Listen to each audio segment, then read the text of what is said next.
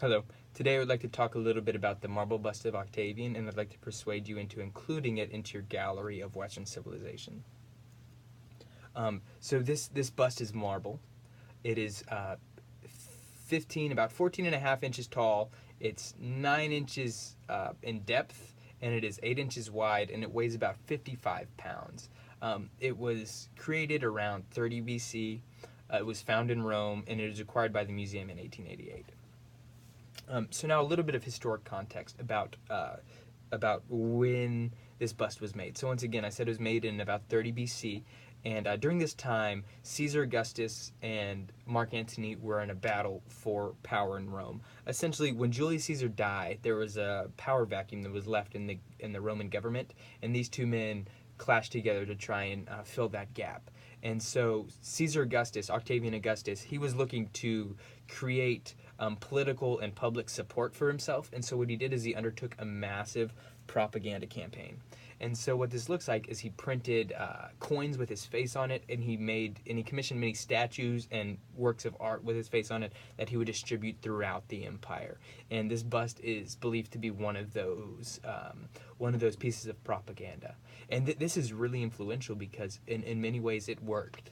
Um, uh, Augustus garnered public support, and he eventually beat Mark Antony and became ruler of Rome. And so this bust is really central to that piece because it shows a big transition from internal conflict and civil war to one sole emperor of Rome.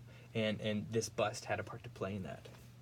And next, of course, is the Pax Romana. So as soon as Octavian Augustus had taken over the throne, he had essentially quelled all internal conflict. So now there wasn't civil wars going on. He had maintained control of the Roman military, and essentially he was in all control.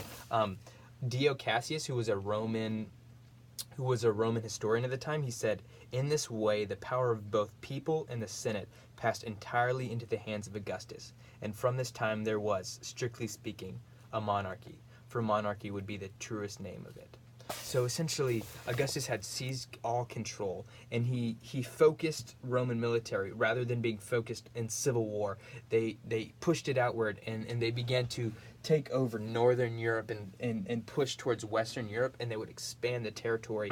And this was really great because now they had more income coming in from the nations that they were overtaking. They were spreading farmland. The latifundia began to spread, and there was just an economic boom. And Augustus wanted to take all the credit for this prosperous time of Rome.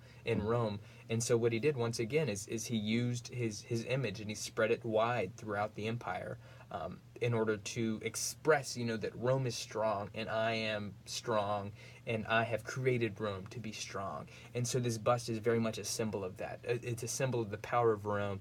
It's a symbol of how Caesar Augustus wanted to, how he wanted to claim, he wanted to claim that he made Rome this way, in many ways he did. So it represents the power of Rome, and it represents how Caesar Augustus brought Rome to power. And now also, so lastly, it expresses the Roman trend of deification. So when Julius Caesar was assassinated, later on he was deified. He was officially seen as a god. And Caesar Augustus saw this, and he wanted to be seen in the same way. He didn't. He was many scholars believe he was very arrogant, and he even wrote. In the year of his death, he wrote a list of all of his accomplishments and how great he was and how many great things he did for Europe, for Rome. And so he wanted to leave a legacy, and so this idea of being made a god after you died really appealed to him. And so it is believed, there are sources that say during his life he actually began to lay the foundation for this. He would send out once again kind of images of himself, and he actually allowed a couple provinces in Rome to create a cult in his name that would worship him, and so, but it was very small during his lifetime, because he wasn't officially deified yet by the state. And so this bust was also used in this way of deifying him. It was a way of immortalizing him. He's not just a man. His image will live on past his death. And so when he did die, eventually he was deified by the state. And so this artifact now became, it stopped being just an artifact and it became a holy relic. It became something that people would worship, and that they would look at that and they'd say, that's actually, it's a picture of a god. It's not just our emperor.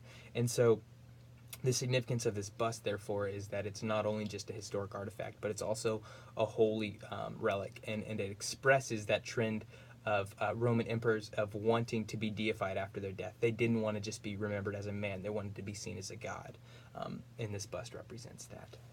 And so once again, so the three main reasons why this is essential to Western civilization is because it introduces the art of political propaganda, which is still in use today in many ways.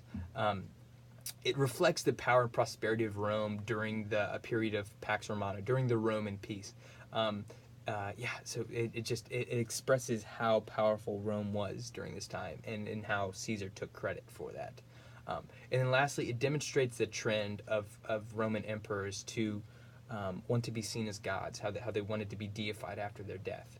And so in many ways, this bust represents that. It represents how he wants to be remembered as more than just a man, as a god, and it became a holy relic.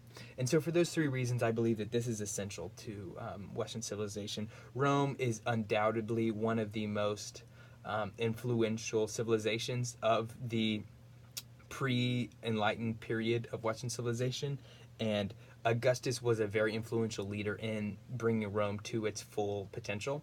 And so this bust of Caesar Augustus, is in many ways a very influential piece in the history of Western civilization. So I'd please like you to include it in your gallery for Western civilization. Thank you.